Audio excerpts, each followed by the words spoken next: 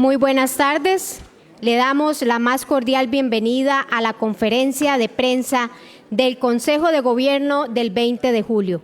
Saludamos a las autoridades que nos acompañan y a todas las personas que nos siguen por las diferentes plataformas. El Gobierno de la República firmará el documento Reforma al inciso B del artículo 3 de la Ley 9988. Contratos de préstamos suscritos entre la República de Costa Rica y el Banco Internacional de Reconstrucción y el Fomento y el Banco Centroamericano de Integración Económica para financiar el programa de gestión fiscal y de descarbonización y la derogatoria de la Ley 10.106, creación del Fondo Nacional de Avales para el apoyo a las empresas afectadas por la COVID-19 y la reactivación económica. En este momento escucharemos al señor presidente de la República, don Rodrigo Chávez Robles, que se referirá al Fondo de Avales. Adelante, señor presidente.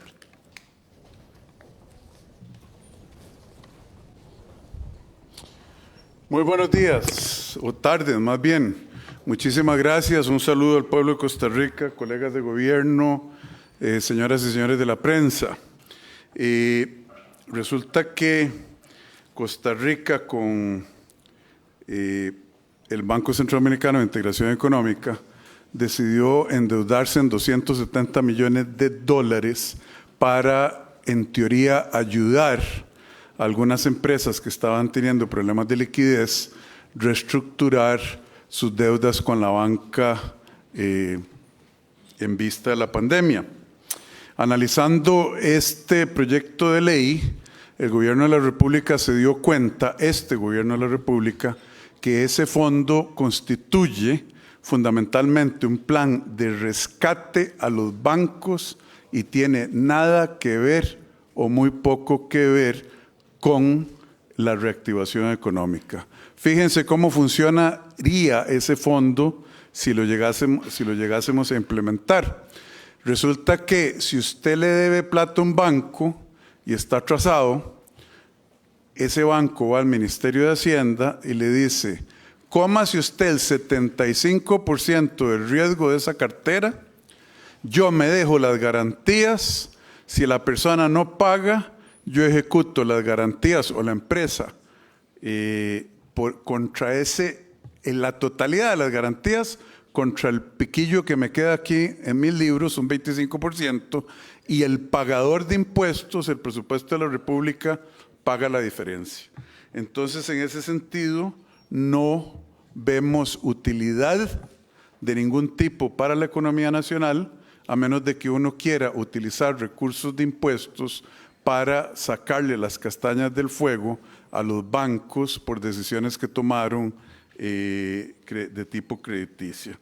En ese sentido, hemos acordado un proyecto de ley que haga que el Estado no incurra en un costo excesivamente alto que no es congruente con las prioridades fiscales y la situación económica del país.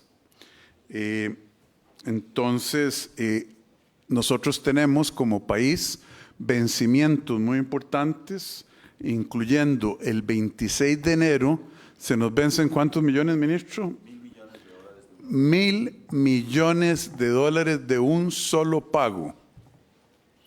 Queremos que la Asamblea Legislativa nos autorice emitir bonos en el exterior para no ahogar a las empresas en Costa Rica con tasas de interés más altas, porque para esas empresas competir con el Estado en términos del mercado financiero es un desafío importante. Ese llamado a los señores y señoras diputadas es un llamado urgente y es un llamado patriótico, no dejar que Costa Rica no pague sus deudas, pero al mismo tiempo, en lugar de usar esos 270 millones que están ahí para beneficiar a un sector muy pequeño de la economía, lo queremos utilizar para beneficiar a la mayoría del país. Entonces, esa es la motivación de este proyecto de ley que vamos a firmar ya el señor ministro de Hacienda y yo, y que lo vamos a someter a la Asamblea Legislativa hoy. En pocas palabras, el Fondo de Avales no lo queremos ver porque no ayuda a la mayoría de la población, sino que es una ayuda al sector bancario, que el país no tiene los recursos ni es la mejor política pública para el pueblo de Costa Rica. Firmemos la ley. Ya la traen aquí, don Nogui.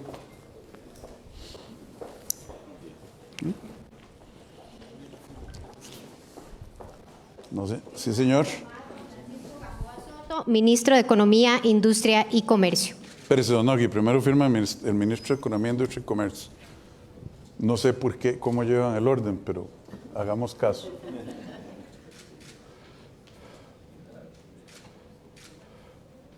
Firma el ministro de Hacienda, Nogui Acosta.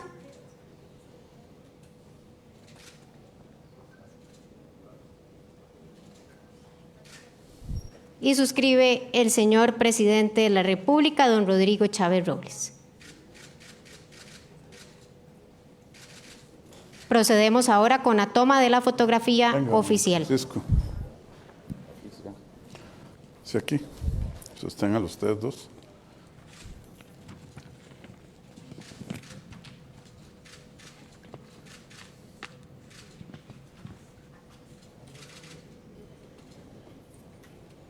Muchas gracias. Muchas gracias a los señores ministros. En este momento le solicito al presidente de la República que nos brinde su mensaje sobre las acciones del Consejo de Gobierno. Muchas gracias.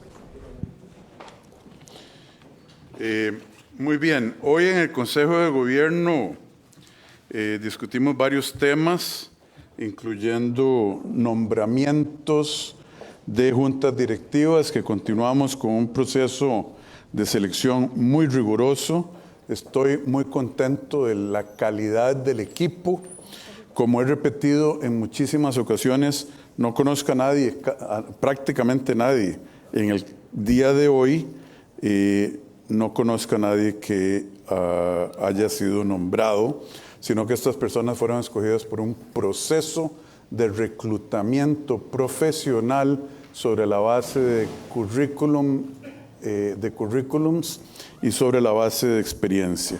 Nombramos a 4 miembros de la Junta Directiva del Banco Nacional, 4 miembros de la Junta Directiva del Banco de Costa Rica, nombramos a 5 miembros de la Junta Directiva del BAMBI y nombramos al representante de UCAEP en el Consejo Técnico de Aviación Civil, muy orgulloso de haber logrado paridad de género con estos nombramientos.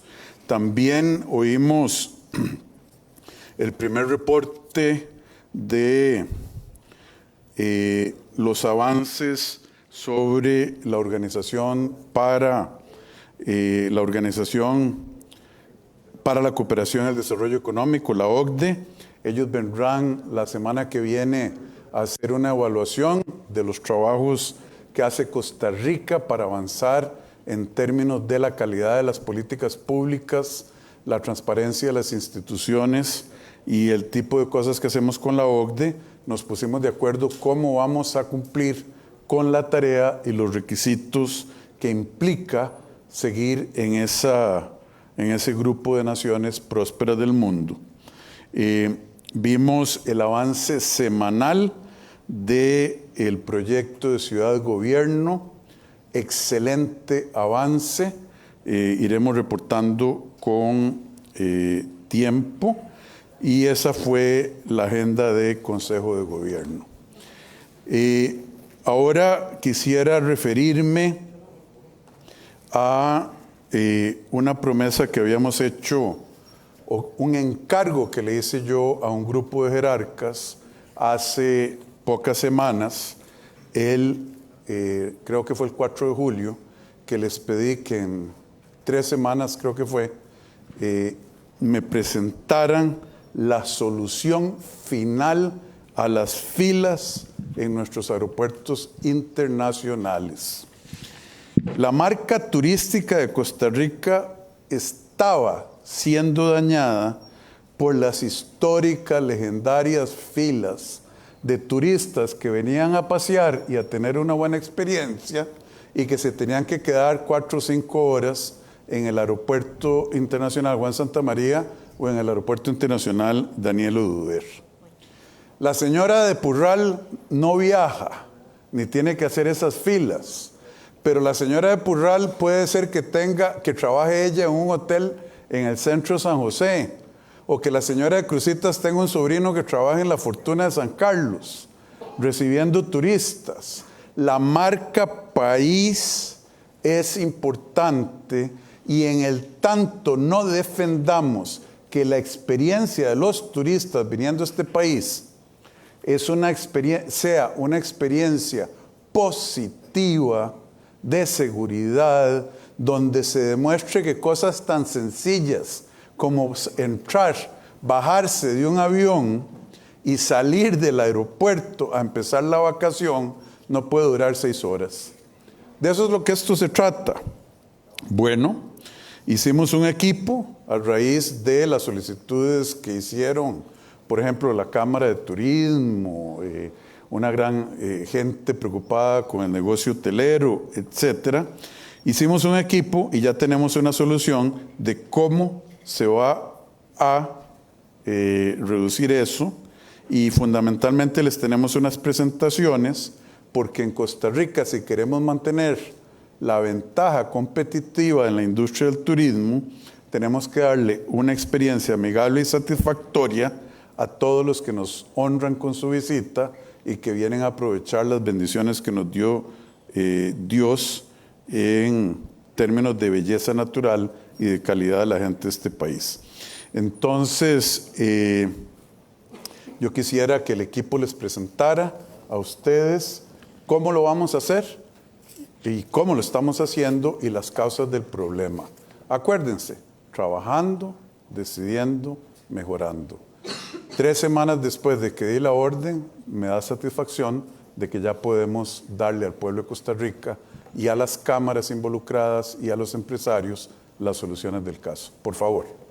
Continuamos ahora viendo un video explicativo sobre las filas en los aeropuertos.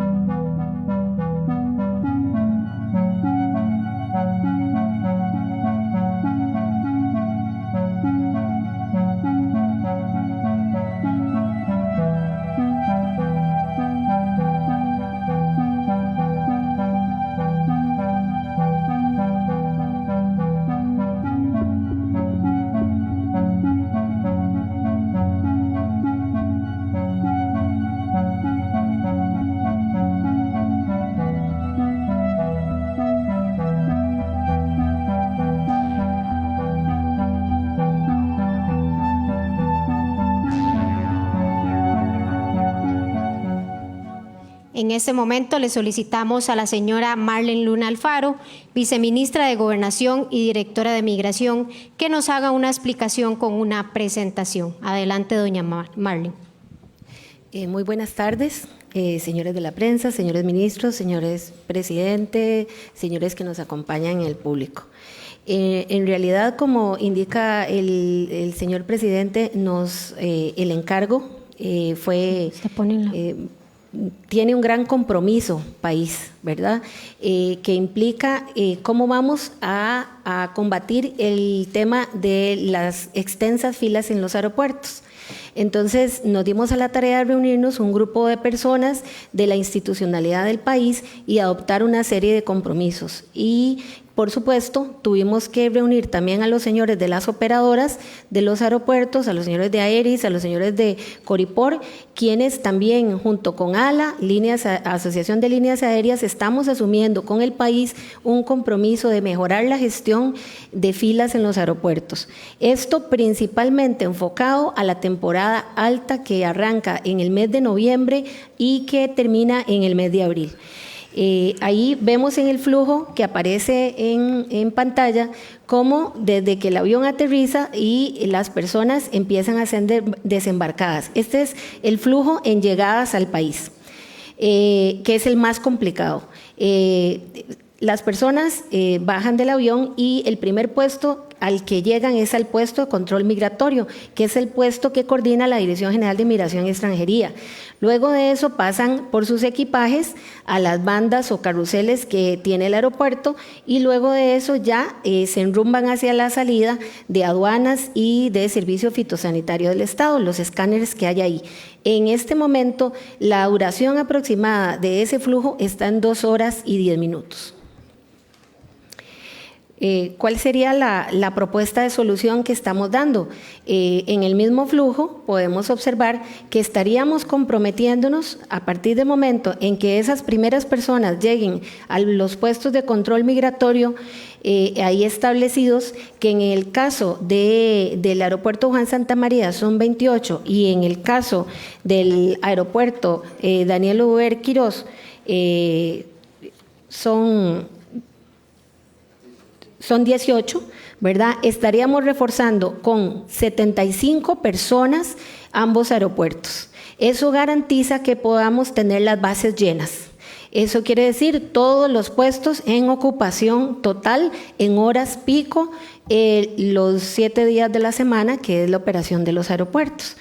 Y también implica un compromiso institucional de las operadoras de los aeropuertos y de las agencias que ahí operan de que esta salida del equipaje sea más rápida. Estábamos durando muchos minutos, más de 40 minutos en algunas ocasiones, y el compromiso al que estamos llegando con ellos es que no vamos a durar para los aviones de poca carga más de 15 minutos y para los aviones de cuerpo ancho vamos a estar durando no más de 25 minutos en esa pasada por ahí. Seguimos con la parte devolviéndonos, perdón, un momentito, la parte que corresponde a aduanas y fitosanitario. Tenemos un compromiso institucional también de cubrir los 4 puestos de trabajo, las estaciones de trabajo llenas, también para hacer más fluido por ese lado. Entonces, el compromiso país es que en las llegadas al país estaríamos haciendo todo este proceso en 1 hora. Estaríamos rebajando 1 hora y 10 minutos del flujo normal. ¿Podemos seguir? Y en la parte de salidas del país ocurre, el movimiento es un poco diferente. Recordemos que las personas llegan a las aerolíneas, a los chequeos, en donde aproximadamente están durando 40 minutos. En migración es el siguiente paso, control migratorio de salida del país. Estamos en este momento durando como 40 minutos, pasando por los escáneres de vigilancia aérea, estamos durando 30 minutos. Y ya el enrumbe hacia las salas de espera, que esto, bueno, pues ya cada persona tendrá que valorar el tiempo de embarque al avión. En esto estamos durando actualmente 1 hora y 50 minutos. ¿Cuál es la propuesta de solución que tenemos para el tema de las salidas?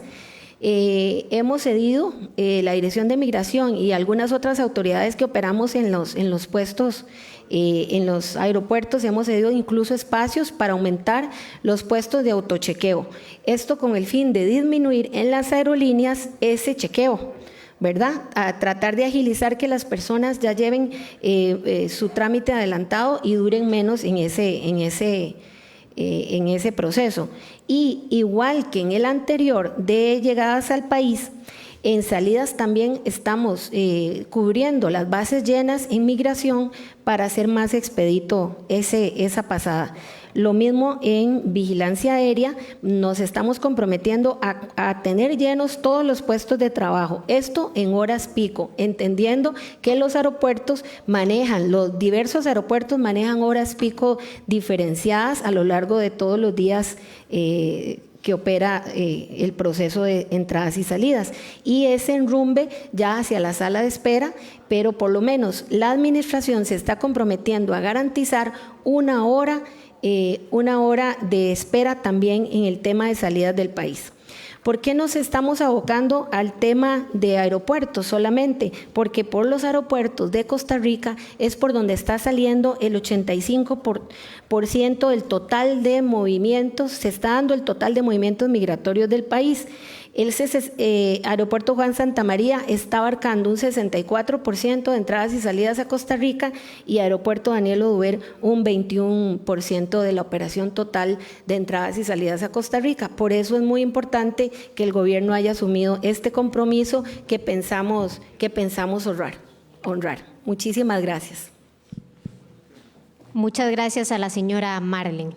Un momentito antes de referirme al siguiente tema. Para decirlo en plata blanca, hay días que la gente dura 4 o 5 horas en un aeropuerto para entrar y otros días que dura excesivamente para salir. El promedio eran 2 horas 36, correcto, porque lleva cada uno de sus pasos. Logramos juntar a todos los involucrados, quebramos el proceso en cada uno de los diferentes pasos y el compromiso es 1 hora. No más. Así es que, doña Marlene, vamos a tener gente con el reloj viendo y haciendo muestreo, no es broma. Hay que medir los resultados y yo estoy seguro que lo va a ir muy bien. A usted, al Ministerio de Hacienda, a los operadores, al Servicio Fitosanitario del Estado, a quienes bajan las valijas. Se coordinaron que haya más personal cuando llegan más aviones, cuando llegan aviones más grandes. ¿Que estamos inventando nosotros la rueda? No, simplemente estamos haciendo lo que hacen los aeropuertos de los países prósperos. No había que inventar nada, gracias a Dios, pero pasaron muchos años, ahí está. Tenga la bondad. Continuamos ahora con el señor presidente hablando sobre temas de alquileres del MEP. Como les dije, el proyecto Ciudad Gobierno va con toda la intensidad y preparación que ha caracterizado las últimas semanas del accionar del Gobierno de la República, pero eso no significa que nos vamos a esperar hasta que ese Ciudad Gobierno esté para empezar a economizarle al pueblo de Costa Rica dineros que efectivamente uno se pregunta cómo hemos pagado por alquileres. Entonces, muy puntualmente, le quiero agradecer a doña Ana Caterina Müller, la ministra de Educación, porque ha tomado acciones valientes y diligentes para corregir ese problema en el Ministerio de Educación Pública. Primero, a partir del 1 de agosto de este año, el contrato con BCT, donde se alojaban en un edificio de un fideicomiso llamado BCT, y donde se pagaban 376 millones anuales, a partir del 1 de agosto ese contrato está rescindido y la gente del ministerio está afuera ya de ese edificio. Le comunicamos en esta semana a los dueños del edificio Raventos que no se va, es más, se lo comunicamos ayer, ¿cierto o no? Ayer le comunicamos formalmente a los dueños del edificio Raventos, que se ubica en el centro de San José, que no se va a prorrogar el contrato más allá de este año, a más tardar. El MEP les pagaba o les paga 1.100 millones de colones a ese edificio por año. Ese contrato se acabó o están notificados. También el MEP está trabajando con otro edificio cuyo nombre me voy a reservar, pero que ellos saben, porque se les va a cancelar también el contrato. Los 3 edificios que me refería, el Gobierno de la República y el Ministerio de Educación Pública, a través del Ministerio de Educación Pública, pagaban casi 3.000 millones de colones al año. Óiganlo, costarricenses, 3.000 millones de colones al año. Y eso se acabó. ¿A dónde vamos a poner a la gente del MEP, que estaba repartida en 3 edificios? En un solo edificio que le pertenece al Estado costarricense, en particular al Instituto Costarricense de Electricidad, el cual está pagando una millonada y está vacío, porque el ICE paga a un fideicomiso financiero 240 millones de colones al mes, vacío, y el Estado pagando 3.000 millones de colones al mes en 3 edificios privados, ¿verdad? Y ya estamos corrigiendo. Yo creo que hay 3.000 millones de buenas razones para que nosotros, el pueblo, esté contento. Ahí nos van a decir que es un ataque a la libertad de algo, pero eso yo creo que no tiene sentido. El MEP también deja de alquilar. El MEP tiene direcciones regionales, donde ponen a supervisores regionales. Resulta que el MEP estaba alquilando 82 edificios fuera del área metropolitana para mantener a esos 82 directores regionales y sus colegas de trabajo. Y entonces alguien tan brillante como la ministra, y hablando tal vez hasta con el presidente, nos dijimos, pero ¿cómo es eso? No es que tenemos escuelas en cada uno de esos lugares. No es que se les pueda abrir un aula o una oficina en la escuela. Y así lo estamos haciendo. De hecho, el MEP ya decidió rescindir y eliminar 50 de los 82 alquileres. Los 82 alquileres representan 2.000 millones de colones al año. Y nos vamos a ahorrar más o menos 1.400 millones moviendo a esa gente de edificios alquilados a las instalaciones que ya tiene el MEP. Y ese es el primer paso. El MEP, al igual que el resto de las instituciones públicas, está revisando todos los contratos actuales de alquiler de las direcciones regionales y de los centros educativos que están cerrados, o los reemplazos de los centros educativos que están cerrados por orden sanitaria, para optimizar los gastos de alquileres. 2.800, póngale 3.000 millones más 1.400, ahí estamos hablando de ahorrar 3.400 millones al año en este grupito de alquileres donde apenas empezamos en el MEP. Entonces, ven que sí se puede. En una nota más triste, en vista de lo que hemos encontrado con estos alquileres y por obligación legal de que un funcionario público tiene que denunciar actos de corrupción, que además nosotros lo hacemos, la señora ministra de Educación Pública presentó ayer una denuncia penal ante la Fiscalía por irregularidades en los contratos de alquiler. Ayer fue la primera, el lunes presentaremos otras. Los denunciados son el señor Wilber Rubén Chin Sojo, ex oficial mayor del Ministerio de Educación Pública; Giselle de Los Ángeles Cruz Maduro, ex ministra de Educación Pública; Steven González Cortés, ex ministro de Educación Pública. Esas son lo que yo les quería contar de la optimización del gasto público vía alquileres y sobre el hecho de que la ministra y el ministerio encontró suficiente mérito para elevar al Ministerio de Educación Pública las irregularidades sobre estos y otros alquileres y que sepa la gente que vienen más y que estamos vigilando. Entonces, que se cuiden mucho las personas que siquiera tengan la tentación de no hacerlo absolutamente correcto. Ese es el tema sobre el Ministerio de Educación Pública. Señora. Ahora continuamos con un video del tren eléctrico. Felicidades de verdad, doña Ana Caterina. Yo nunca había visto en Costa Rica una ministra actuar tan decisivamente contra gente tan poderosa y de manera tan ejecutiva. De todo corazón la felicito. Démosle al video del tren, por favor. Muchos son los factores para tomar esta decisión. La principal, Costa Rica y su movilidad. Un tren muy mal pensado, un capricho sin sentido y sustento que la Contraloría General de la República informó, tiene muchas variables que no fueron consideradas como datos importantes. Cálculos no claros y poco certeros, informes no actualizados, entre muchas otras irregularidades.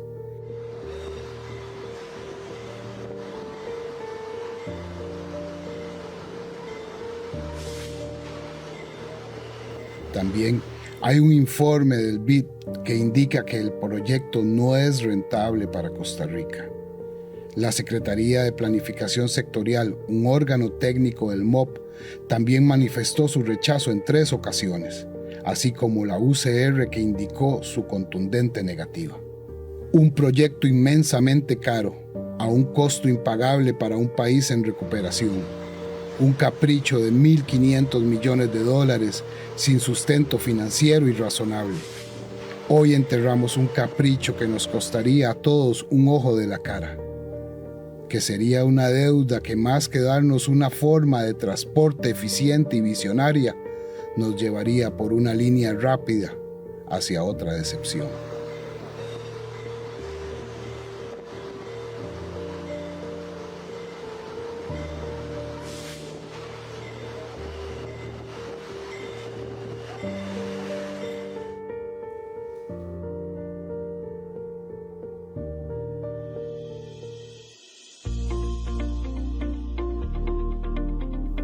Hoy seguimos con el sueño de Costa Rica, un tren rápido de pasajeros, pero bien pensado. Como dijo el video, el gobierno de la República ha decidido emprender las acciones necesarias, incluyendo haber comunicado ya al Banco Centroamericano de Integración Económica las acciones que haya que tomar necesarias para que este proyecto, que era un capricho de acuerdo a las opiniones que ustedes vieron en este video, no va a continuar, no vamos a licitar el tren, no lo vamos a concesionar, así de fácil. Ustedes desde hace días nos habíamos manifestado que lo estábamos estudiando, este tren, nos encontramos, ¿cuánto fue, ministro? $1.400.000 en estudios o $2.400.000. $1.400.000 en estudios, eso es, para en números redondos, más de $1.000 millones de pesos de estudios. Y en $1.000 millones de pesos de estudios que se le dieron fundamentalmente a una empresa española sin licitación, no existe la información mínima y básica para decidir si este tren tenía sentido económico. En el mejor de los casos hubiera sido no el tren rápido de pasajeros, hubiera sido el tranvía lento eléctrico de San José, con un montón de problemas adicionales, cerrando calles con agujas, creando mal tránsito, mal pensado, mal evaluado. Entonces me da mucho pesar tener que decir que yo no tengo el estómago para hipotecar el futuro de los jóvenes de este país con un proyecto que vale $1.500 millones de deuda y que cuesta $150 millones al año de subsidios al operador, porque el gobierno le va a pagar al operador para que corra el trencito. Si hubiera ocurrido, yo no tengo de verdad la conciencia para hacer eso. Y tomamos la decisión, este capricho está enterrado. Y lo hacemos. Va a costar, mucha gente se va a quejar. Pero bueno, invertir dinero, gastar dinero del Estado en cosas que no tienen solvencia técnica y financiera, y a veces uno se pregunta si tuvieron solvencia moral, pero yo eso no sé, no cuentan con esas solvencias para hipotecarle el futuro a los jóvenes. Entendemos que el gran área metropolitana necesita una solución al transporte. Cuando uno ve que este trencito le tenían un ramal de $150.000 millones de colones al Parque Viva, uno todavía se preocupa más. Entonces, todo junto nos dice, esto no va. Y entendemos que el país necesita soluciones, ¿verdad? Que necesitamos trabajar. Entonces, yo le pedí al presidente ejecutivo del INCOFER que nos haga una presentación aquí de una posible solución mucho más técnica para mejorar el transporte sobre rieles. Y ese es el plan que él ha venido elaborando, porque yo no vengo a quitar algo de la mesa sin darle al pueblo de Costa Rica una alternativa adicional. Esta es la alternativa. Entonces, don Mario, el presidente ejecutivo del INCOFER, nos va a presentar la opción que nosotros sí estamos evaluando en vista de que este tren, pues bueno, no vamos a completar la licitación. Hablaremos con la Asamblea Legislativa lo que haya que hablar, conseguiremos autorización. Con el BCIE ya lo hablamos y le daremos santa sepultura a este capricho que pareciera alguna gente tuvo por años de años y que no tenía sentido. Don Mario, por favor.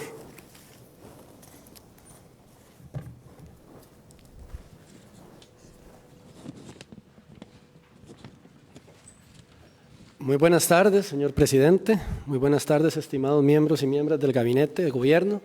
Muy buenas tardes, señores periodistas y demás miembros que nos acompañan esta tarde en esta sala para el anuncio que acaba de hacer el señor presidente y para escuchar la propuesta que, como bien él lo dice, estamos evaluando en el marco de un análisis que va más allá de un tema de un tren. Cuando hablamos de temas de transporte, hay que entender que estamos hablando de temas de ciudad. La ciudad define en gran medida el modelo de transporte que necesitamos implementar y los medios de transporte ayudan a definir y a modificar en caso que sea necesario, y todos sabemos que en el caso de la GAM así es, modificar la dinámica que tenemos actualmente en cómo vamos desarrollando nuestra gran ciudad que es la gran área metropolitana. Hemos preparado una presentación el día de hoy que voy a empezar a compartir con ustedes. Le pediría por favor a los medios, muchísimas gracias.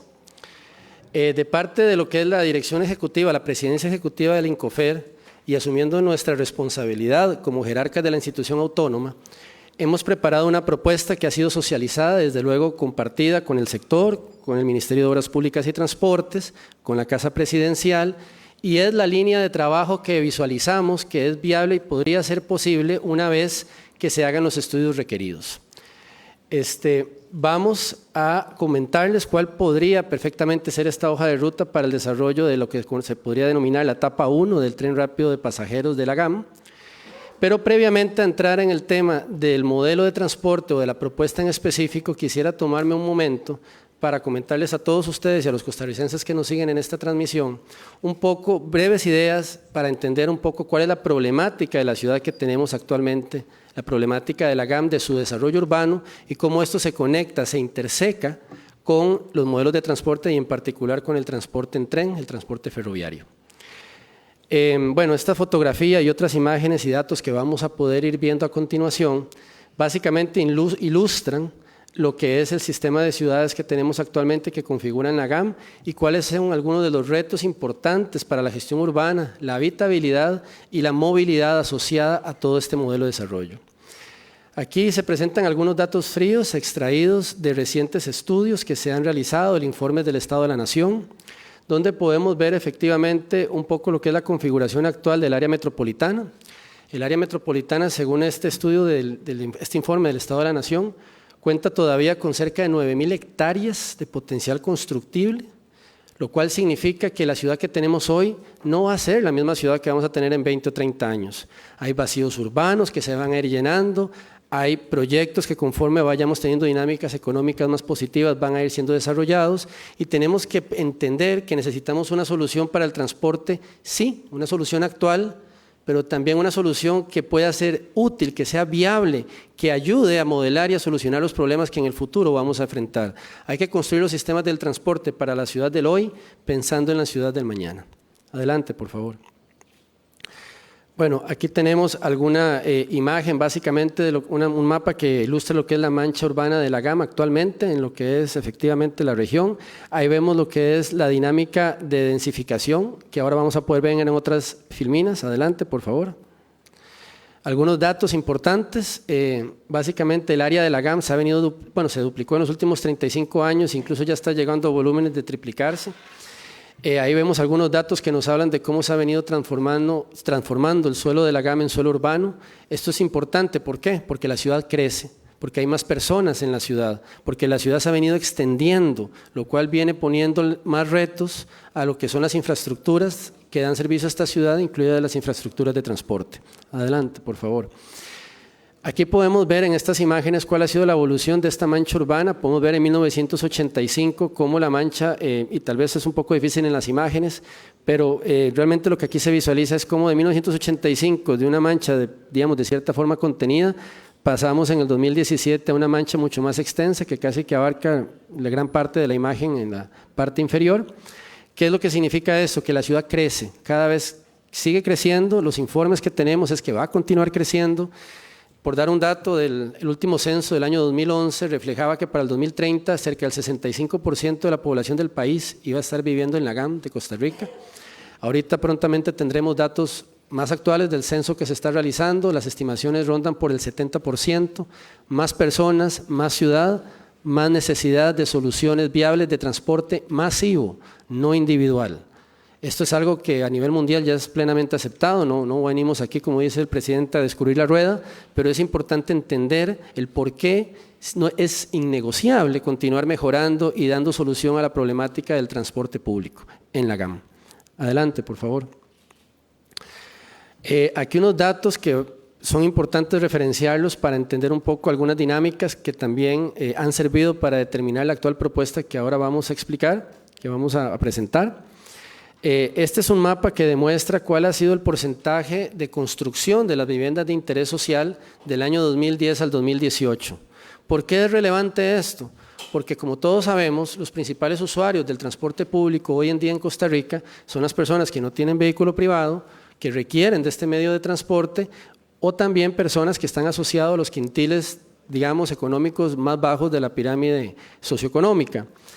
Este gráfico, al ilustrar las viviendas de interés social, vemos que hay una concentración muy importante en los últimos 10 años, 12 años, que se ha venido generando en lo que es el lado este de la gran área metropolitana. El lado este presenta una serie de dinámicas socioeconómicas diferentes al lado oeste de la GAM, donde se ha venido dirigiendo la mayor parte del desarrollo económico, empresarial, industrial. También el lado este de la GAM, como nos refleja esta imagen, pues está ocupado por personas que necesitan de medios de transporte público alternativos. Hay otros temas que también se han analizado, el hecho de lo que son las vías de acceso para ingresar al corazón de la GAM y fuera de la GAM. En el caso del lado oeste hay diferentes rutas, está la ruta 1, la 27, hay diferentes rutas alternas que también tienen alto nivel de servicio. En el caso del este, principalmente la movilidad de la GAM, de lo que es la parte de Cartago, que geográficamente está separada del resto de la GAM por los cerros de Ochomogo, presenta básicamente la ruta 2 como principal y casi que única vía de acceso masivo, ¿verdad?, de transporte, y los trabajos que se han venido realizando recientemente han ilustrado mejor que nunca la necesidad que tenemos de reforzar efectivamente el transporte público modalidad tren hacia el este de la ciudad. En recientes semanas anunciamos que se había duplicado el servicio a Cartago, esto por una solicitud expresa de la municipalidad que reflejó la problemática que estaban viviendo actualmente la población de Cartago, que en gran medida trabaja también en el área metropolitana, en otros cantones, y también recientemente se ha comentado sobre la problemática de Paraíso, en la cual efectivamente pues hay una necesidad de articular esta ciudad ya de escala media, que es Paraíso, con el resto de la GAM, y también generar una puerta de entrada de las comunidades rurales hacia el resto de la GAM, por lo que sería la entrada de la ciudad de Paraíso. Adelante, por favor. Es importante entender que la problemática, además de afectar temas de eficiencia, temas de traslados, temas de calidad de vida, temas que a final de cuentas son cuantificables económica y socialmente, también genera desde luego este modelo de transporte que tenemos hoy en día, mayoritariamente orientado al transporte automotor, genera también un impacto impresionante en lo que es la matriz energética, el consumo energético nacional. Aquí podemos ver con datos de un estudio que se realizó por parte del Estado de la Nación en el 2018, como para la época el transporte ocupaba ya el 51% de lo que era básicamente el consumo total de energía. Aquí tenemos algunos datos que siguen siendo plenamente vigentes en cuanto a al tiempo que invierte la población, gran parte de la población movilizándose cerca de 2 horas diarias. Esto particularmente se ve incluso más reflejado en lo que es la movilidad hacia el este. Y las pérdidas que los atascos viales generan a final de cuentas por los impactos en lo que es el Producto Interno Bruto. Necesitamos soluciones, no podemos continuar en esta dinámica que actualmente tenemos. Esta es otra diapositiva que también sirve para ilustrar un poco lo que venimos comentando. Esta diapositiva, esta filmina, lo que ilustra es lo que se conoce como el reparto modal. ¿Qué medios de transporte utiliza la gente en la GAM para movilizarse? Es muy importante este dato porque, por ejemplo, esto nos comenta que del año 91, donde el 75% de la población de la GAM usaba transporte público para movilizarse, dicho porcentaje había sido reducido a 55% en el 2007. Según los datos que tenemos actualmente, ronda el 40%. Cada vez menos personas utilizan transporte público, cada vez más personas utilizan vehículos. O sea, vamos en sentido contrario a lo que el modelo de ciudad en creciendo nos demanda. Así que necesitamos replantear desde luego este modelo, somos conscientes desde el gobierno que esto es una necesidad y por lo tanto requerimos hacer planteamientos para modernizar los sistemas de transporte masivo, pero planteamientos que, como bien lo indica el presidente, sean aterrizados técnica y financieramente y que sean viables desde la situación actual que enfrenta el país actualmente, en estos momentos. Adelante, por favor. Una de las discusiones que se tuvo sobre el tema de el actual proyecto de tren, incluso en relación con lo que fue la propuesta anterior inmediata, que fue la que contuvo el estudio de prefactibilidad del año 2016, fue la discusión si viaducto o no viaducto. Por viaducto nos referimos a lo que se conoce como el tren elevado, en este caso el tren a desnivel. El estudio de prefactibilidad había planteado un modelo de tren elevado. Básicamente, ¿por qué? Porque contemplaba lo que iba a ser el crecimiento urbano de la GAM, contemplaba la visión actual, pero la visión de la ciudad del mañana, y en ese sentido la idea era hacer un sistema que pudiera ser funcional hoy y funcional en 30, 40, 50 años para una ciudad que iba a tener totalmente otra dinámica. El proyecto actual, que hoy en día se desecha, se entierra, planteaba un tren mayoritariamente a nivel, que es precisamente lo que hoy tenemos en Costa Rica, en la GAM, un tren a nivel que todos conocemos las dinámicas que tiene. Aquí simplemente se ilustran algunas cuestiones importantes de por qué o cuáles podrían ser los beneficios del tema del viaducto al tema del tren a nivel desde la modalidad actual de ciudad que tenemos. Hay temas, por ejemplo, que puedo comentarles como son la segregación urbana. Imagínense un tren pasando cada 5 minutos, cada 2 minutos y medio, como incluso lo planteaba el estudio, en medio de un barrio que la línea del tren corta el barrio en 2. Segregaría completamente el barrio, las ciudades en 2 partes. Además, la siempre conflictiva convivencia entre el tránsito vehicular y el tránsito ferroviario, pues es un tema que nosotros debemos enfrentar día a día. Prácticamente vamos a una cuenta de un accidente por semana. Esto porque la gente irrespeta las medidas y efectivamente es un tema de seguridad vial que también impacta.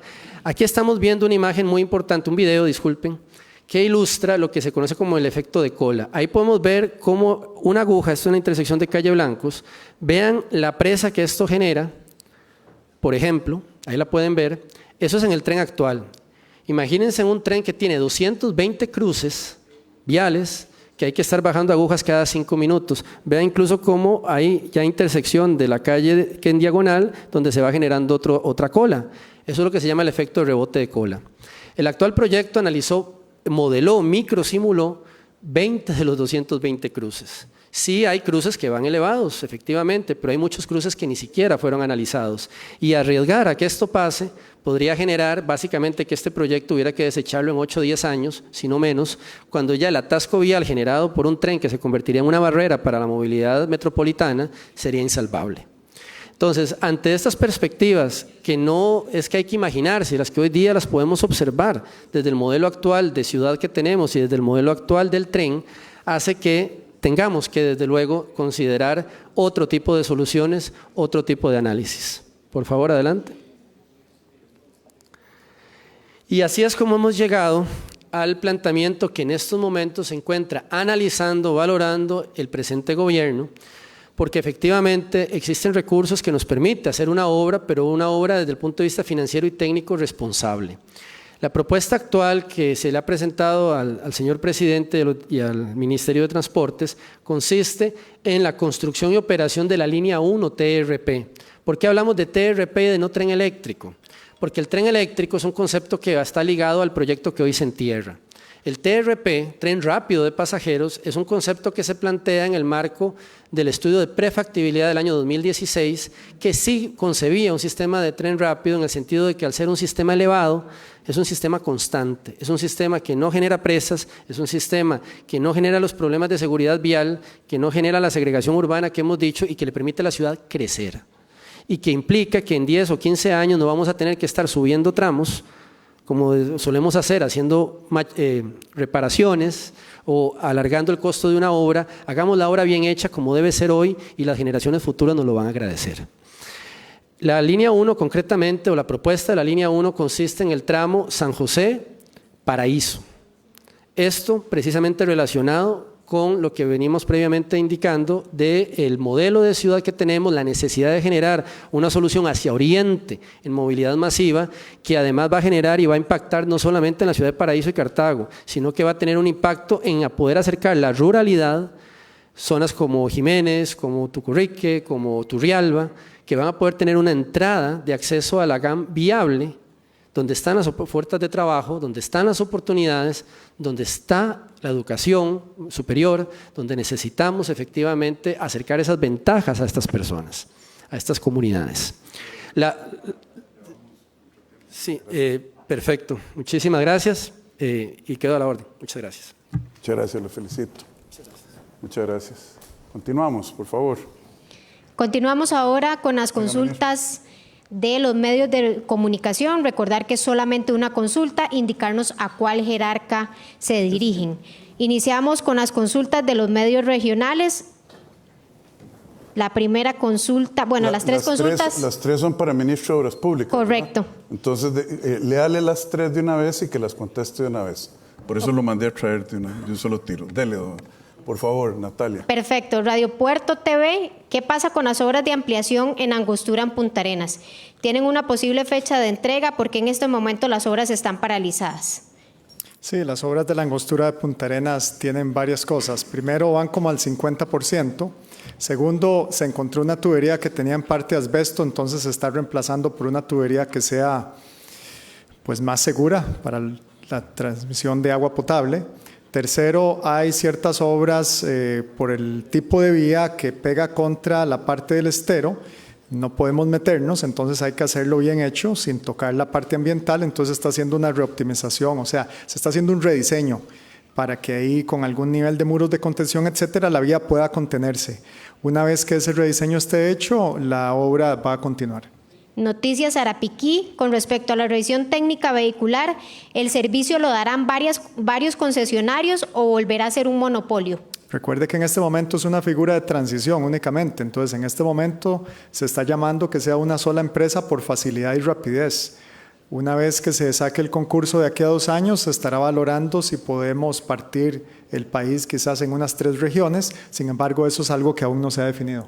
Pero en todo caso, ministro, si me permite, al haber un concurso, no es monopolio. Monopolio es, se la regalo.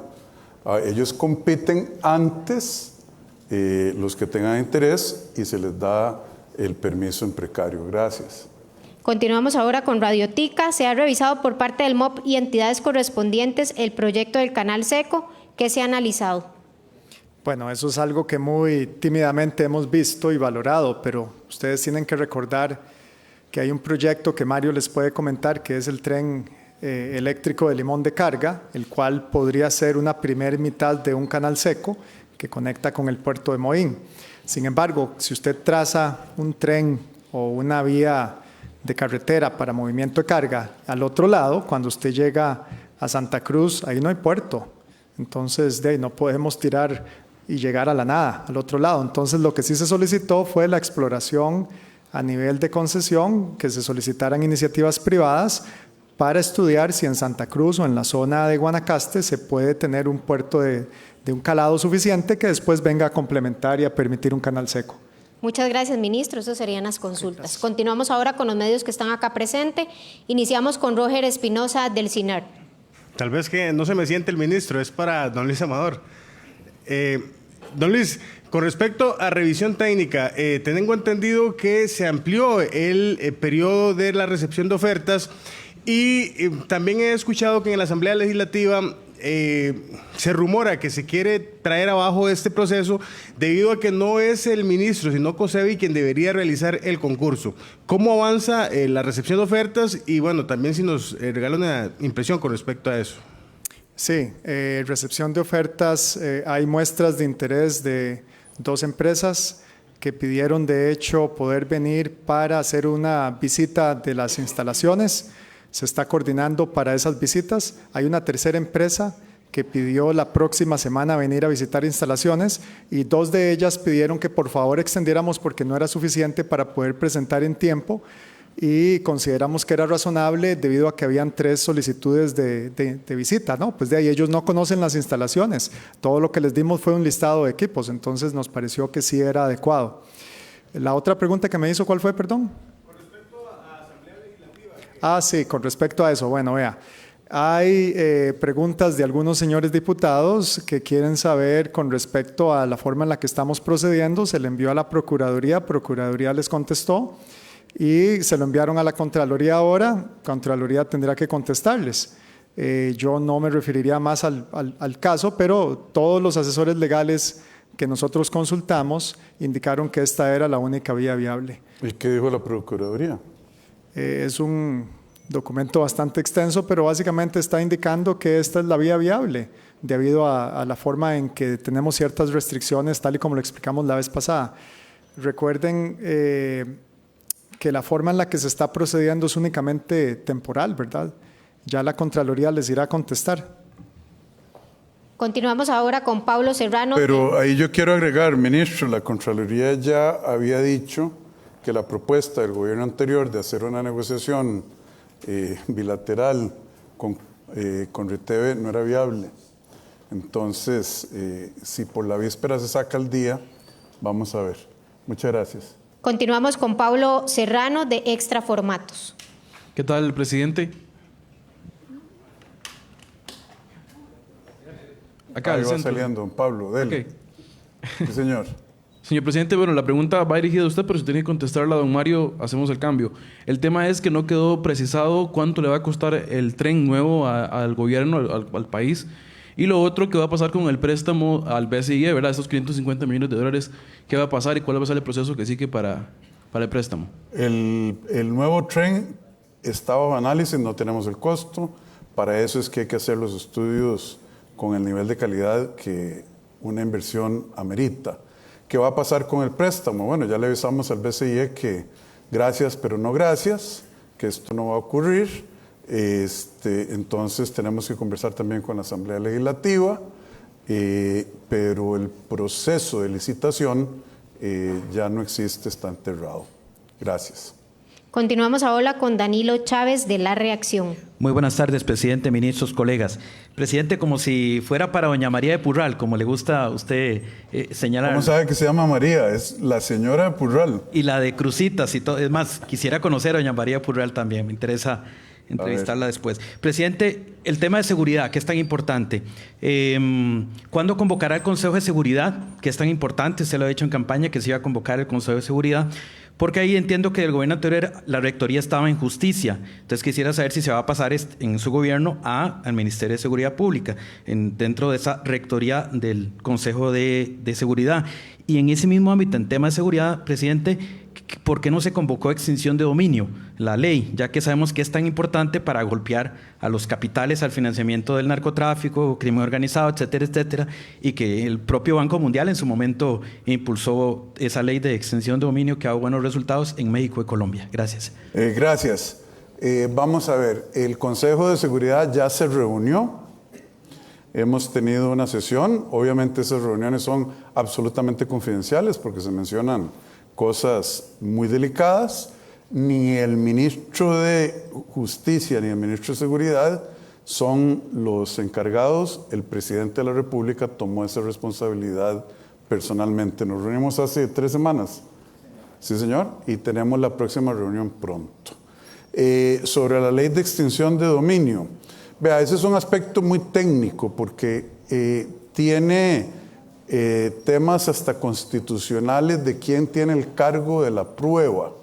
Es decir, si administrativamente alguien dice, usted se ganó esta plata de manera ilícita, o estos activos, este carro, esta finca, yo se la quito, a como estaba la ley, usted tiene que ir a demostrar a la Corte que usted estaba en lo correcto. Normalmente nuestra Constitución política dice que uno es inocente hasta que se pruebe lo contrario. Aquí lo que querían era gestionar un tema por una decisión administrativa, quitarle a usted su casa y que usted fuera a un juicio o vaya a un juicio, y eso tardará en el estado que nos tiene el Poder Judicial quién sabe cuántos años. Entonces hay un tema de justicia y equidad, y para ver si tendríamos que crear una jurisdicción especial que le garantice a los costarricenses sus derechos constitucionales y sus derechos a la propiedad privada y a la presunción de inocencia. Entonces, no es un tema que el Banco Mundial lo haya impulsado en alguna parte, a nosotros eso no nos interesa. Nos interesa el fondo de las cosas, y hay un montón de leyes o de filosofías de extinción de dominio.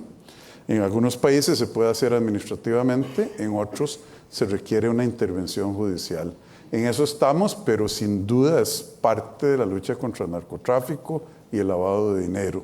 Simplemente no existe el fundamento técnico en estos momentos para que esa ley llegue a ser ley de la República. Continuamos ahora con Julio Arrieta, de Canal 36. Buenas tardes, señor presidente, y a los demás colegas. Aunque sabemos que será en su visita a Guanacaste cuando haga el anuncio oficial de temas puntuales para la región de Chorotega, quisiéramos conocer si los enfoques para esta provincia de sus primeras semanas de gestión están enfocadas en obra pública, en empleo o en qué áreas específicamente. Ya usted lo dijo, espérese, si vamos para Guanacaste, hasta un video hice. No me mate la sorpresa. Los guanacastecos han sido extremadamente generosos, por lo menos en sus expresiones de bienvenida a través de las redes sociales. Yo se lo agradezco en el alma. Ellos me dieron mucho apoyo durante eventos recientes. 11 cantones votaron por mí, eso no tiene nada que ver, pero la belleza de la provincia, la calidez de su gente, la claridad de la gente guanacasteca al hablar, que se parece, a mí me gustaría pensar que yo me parezco a ellos, y ¿cómo se llama? La bienvenida que me están dando, me gustaría mantenerles la sorpresa y no quemarla hoy aquí desde Canal 36. Muchas gracias. Continuamos con Alessandro Solís, de Amelia Rueda. Buenas tardes, presidente, y a todos los presentes. Presidente, ¿tiene el gobierno o el Ministerio de Hacienda garantía o seguridad de que los diferentes ministerios van a poder cubrir el aumento salarial que usted decretó hace cosa de un mes? ¿Ha recibido alguna noticia o alguna información de algún jerarca de que sus departamentos no tienen para pagar este aumento salarial? Gracias. Don Alessandro, yo siempre tengo problemas entendiendo la pregunta, perdóneme con usted. ¿Usted se está refiriendo al aumento a los viceministros y ministros? Sí, no hay ningún problema hasta ahora, nadie ha dicho nada, los recursos existen, acuérdese que eso no representa un aumento del gasto, lo que representa es la corrección de un error histórico de muchos gobiernos de no querer hacerlo valiente para poder reclutar gente buena y honesta y profesional al puesto. Seguimos adelante, de hecho yo creo que ya se le pagó a la mayoría. Gracias. Continuamos ahora con Laura Brenes, de Noticias Repretel. Gracias, buenas tardes. Mi pregunta es para doña Jocelyn. Doña Jocelyn, ¿usted me puede confirmar o descartar el primer caso de viruela del mono aquí en Costa Rica? ¿Cómo al final? Dele de una vez.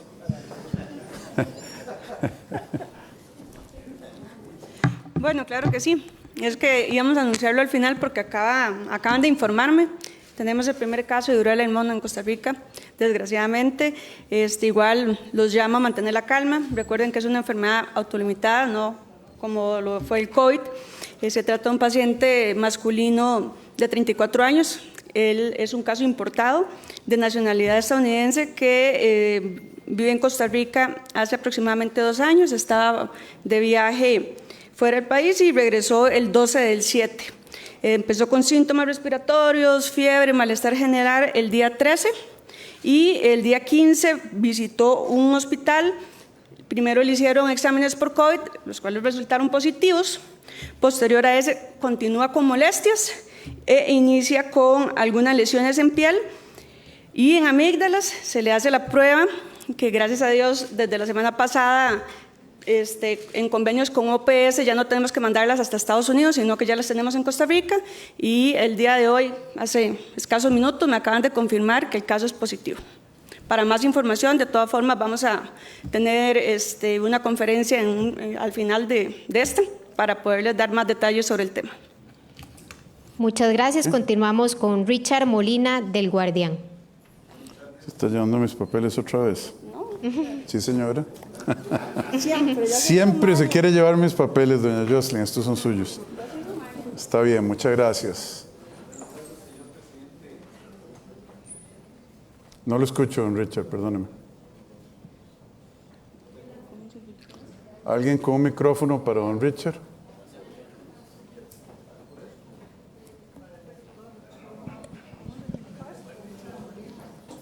¿Ese micrófono lo podemos prestar, Natalia? O...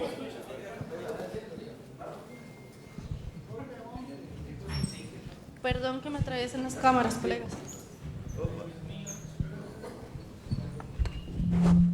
Señor presidente, gusto saludarle, señores ministros, colegas y a toda la audiencia. Señor presidente, usted está en una posición de tomar decisiones que se han postergado por mucho tiempo. Resulta que los agricultores de Cartago, con los que usted se reunió en algunas ocasiones, me llamaron. Bueno, gracias a Dios me ha llamado mucha gente y me pide que le pregunte muchas cosas a ustedes, pero tengo una pregunta.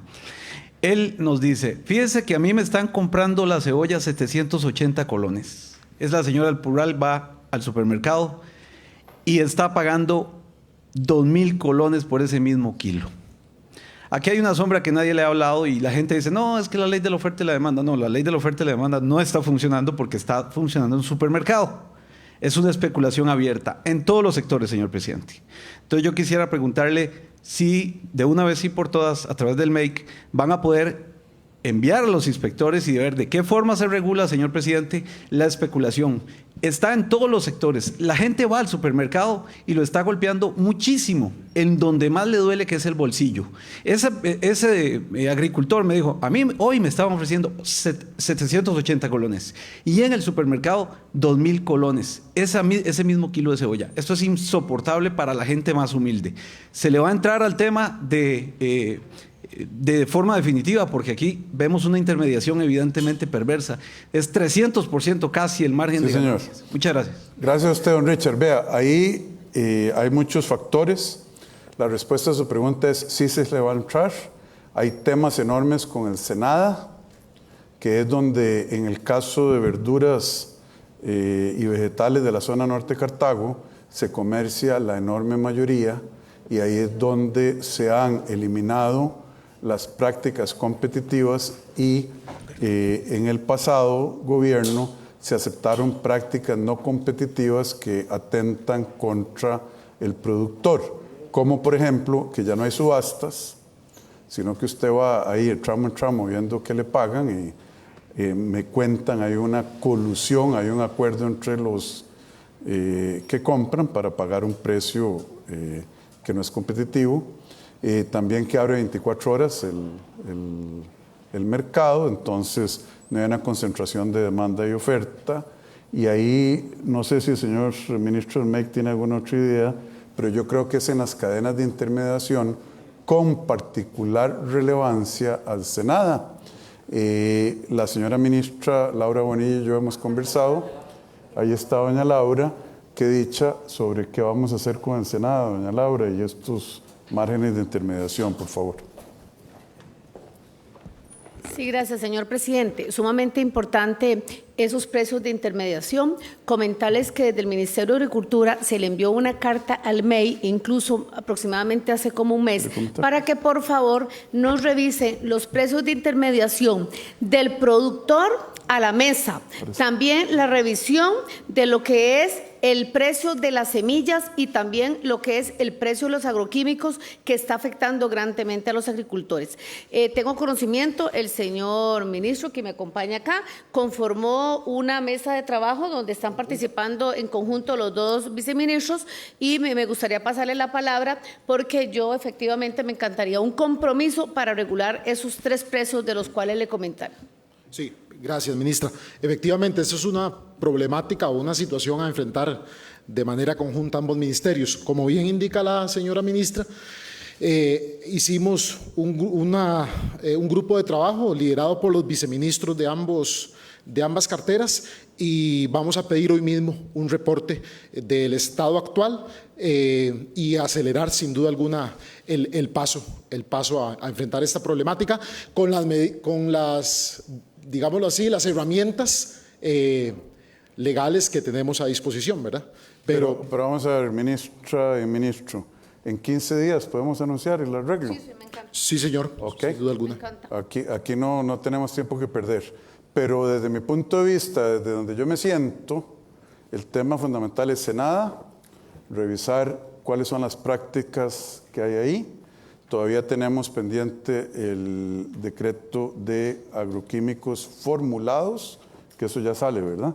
Sí, señor presidente, ya eso está incluso en consulta pública, ya incluso está en consulta público. pública. Perfecto, se nada de eso y que usted, ministro, le dé una revisada a los márgenes de intermediación. Nosotros no somos un gobierno que va a decir la cebolla no puede costar más de 300 pesos porque eso lo que hace es crear desabasto. Lo que somos es un gobierno que cree en la competencia y en el juego justo. Y si hay prácticas monopolísticas, anticompetitivas en el Senado, como a mí me han dicho, pero que yo no he ido a verificar, sería un bonito viaje un día de estos, de sorpresa, las vamos a corregir. ¿De acuerdo? Sí. Gracias, señor presidente. Y decirle que en relación a Senada, a todos los agricultores que hay un compromiso de la administración Rodrigo Chávez de intervenir el mercado de Senada. Esto porque sabemos que hay precios de intermediación que están afectando grandemente. Desde el primer día que tomé la rectoría se viene trabajando en el tema. Y, señor presidente, el próximo incluso 26 estamos citados en la oficina del señor vicepresidente para presentarle lo que es el plan que se va a hacer en relación a las subastas de precios como se había conversado. Y esto es un compromiso con todos los agricultores porque sabemos muy bien que ese precio afecta grandemente a los precios del mercado mayoreo y de las ferias del agricultor. Muchas gracias. Muchas gracias. Entonces, don Richard, aquí hay gente que me lleva a mí las deudas. Ya ellos tomaron la deuda, pero en 15 días pregunte cuál es la solución, por si a mí se me olvida. Muchas gracias. Continuamos con Alexander Brenes de Noticias en Línea CR. Muy buenas tardes para todos. Señor presidente, voy a romper un poquitito el protocolo, porque cuando pasé en la mañana por las carnicerías de Puriscal, aproveché para traerle un par de kilitos de chicharrones puriscaleños. ¿Y eso no es tráfico de influencias, mi amigo? No. Espero que no me saquen. Hay que hacer una consulta a la Procuraduría. Espero que no me saquen nota por eso. Muchísimas gracias, ahora hablamos. Invitarlo a Puriscal cuando tenga gusto.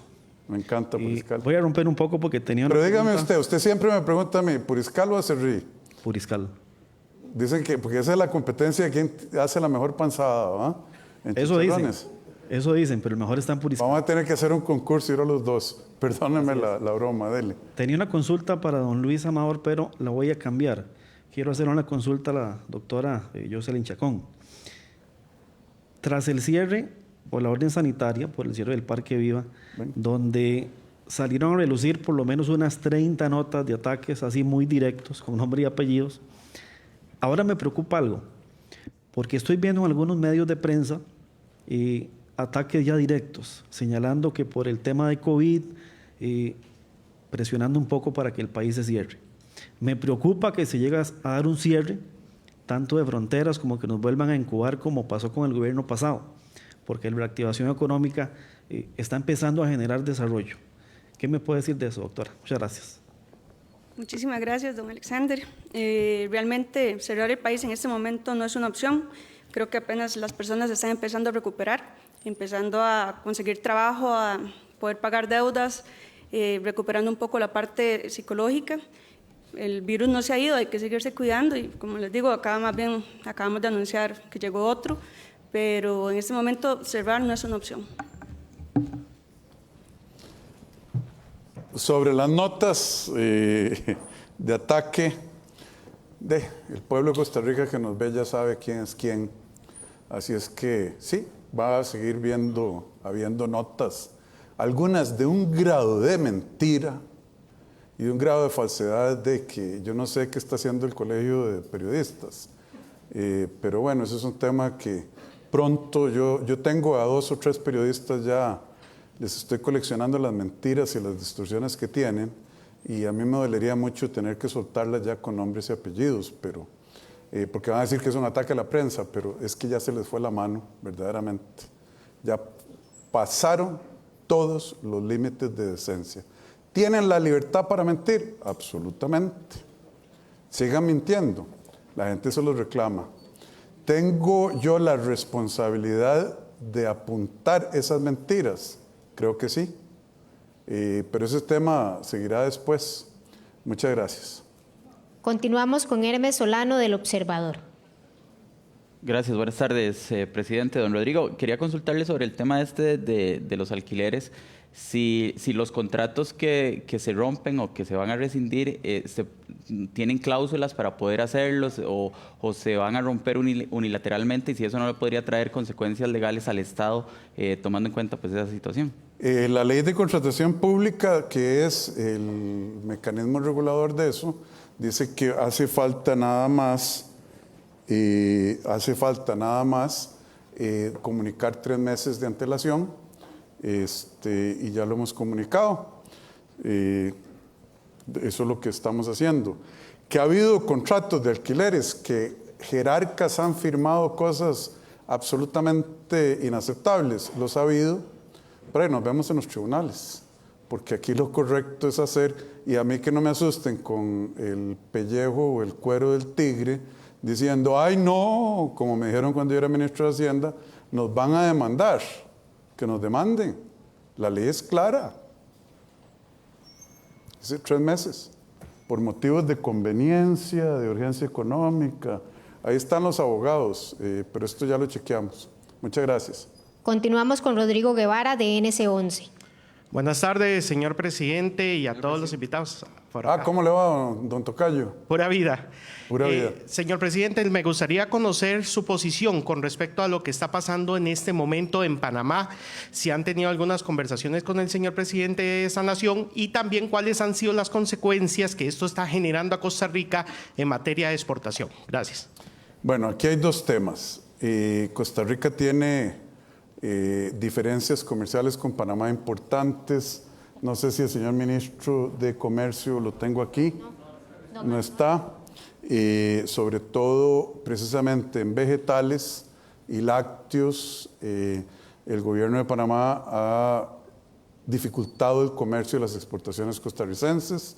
El ministro ya tiene instrucciones de ir a la OMC. Yo hablé con mi estimadísimo colega, don Nito Cortizo, en Los Ángeles. Le dije que eso no es algo bueno porque es contra la legislación y los compromisos internacionales.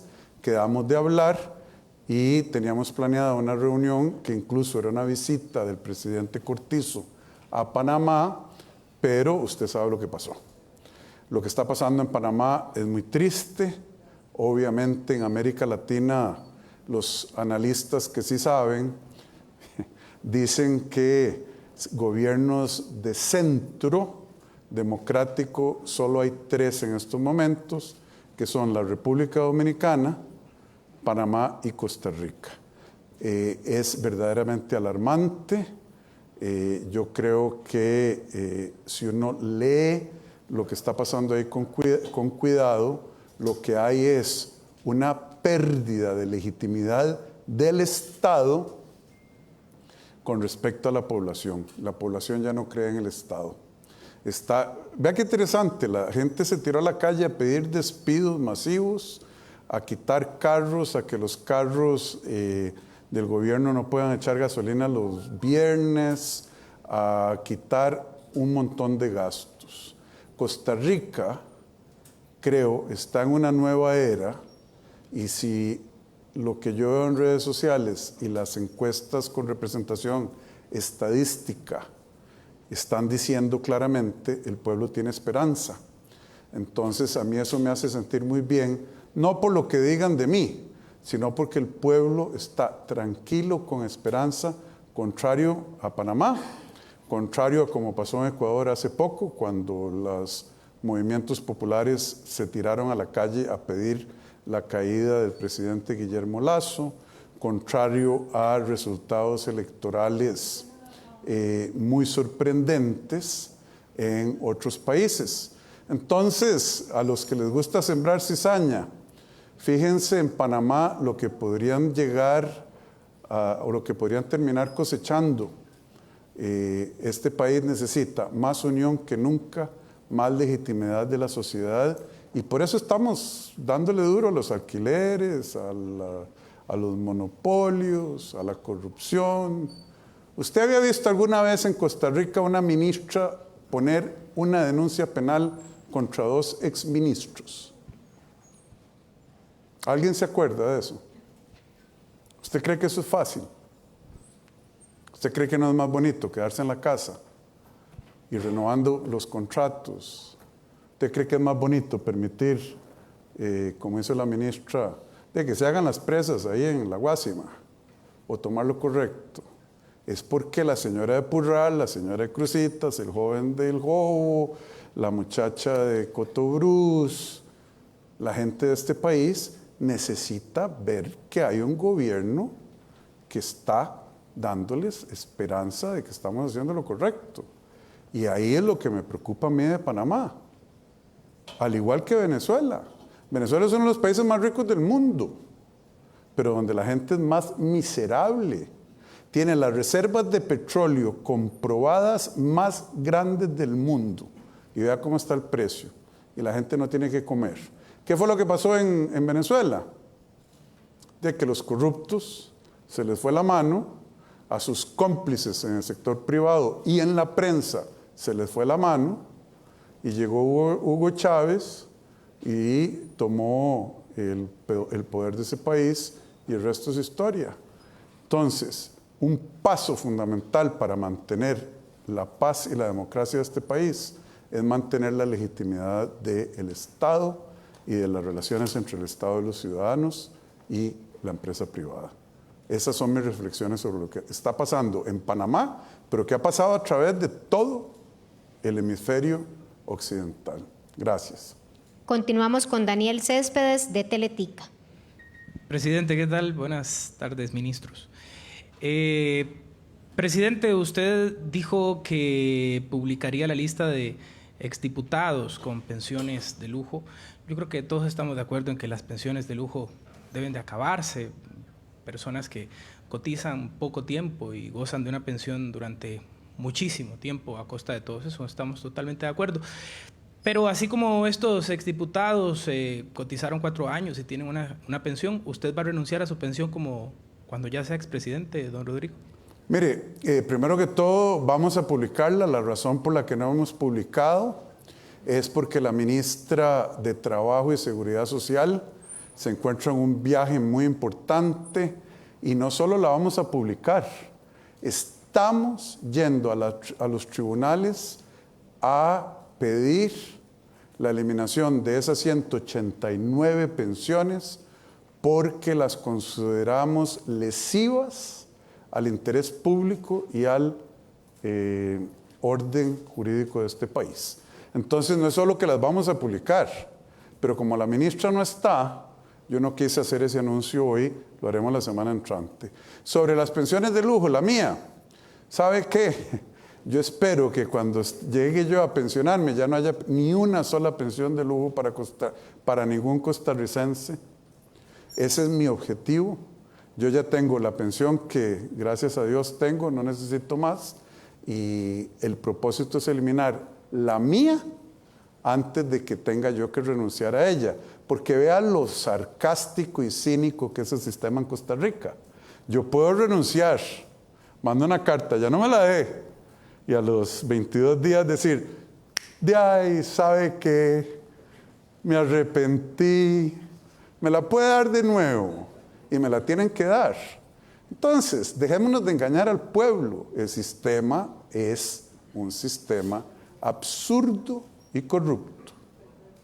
Yo, el objetivo que tengo es arreglar las cosas de raíz, y lo que no quiero es que haya pensiones de lujo, ni siquiera para mí, en los próximos 45 meses. Gracias. Continuamos con Martín Montoya, de Limón TV. Aquí, señor presidente. ¿Cómo está, don Martín? Buenas tardes, un placer en saludarle, señor presidente. Quisiera decirle que la pregunta que le traigo es mía, pero no es mía.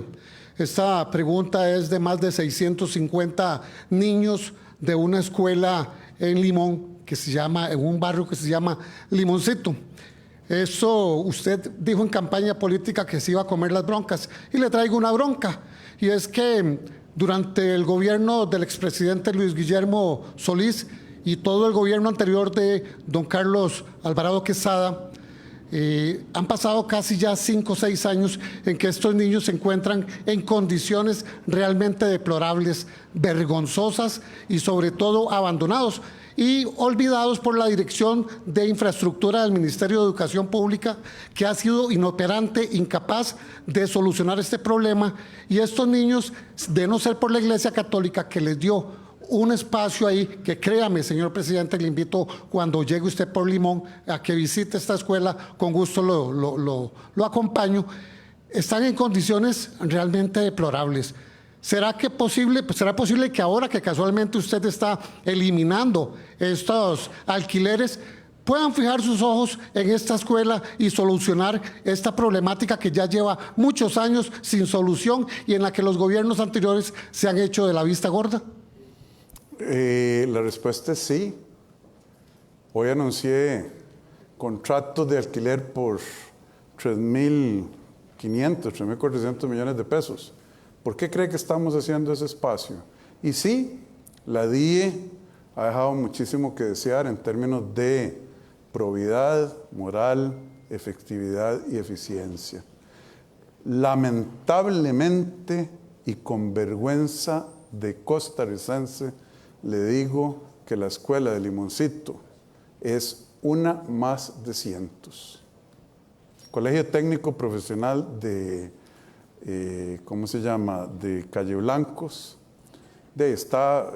por no arreglar las órdenes sanitarias, se tuvieron que ir a alquilar un local caro, abandonaron el local viejo que necesitaba reparaciones y que ahora va a haber que botarlo y reconstruirlo.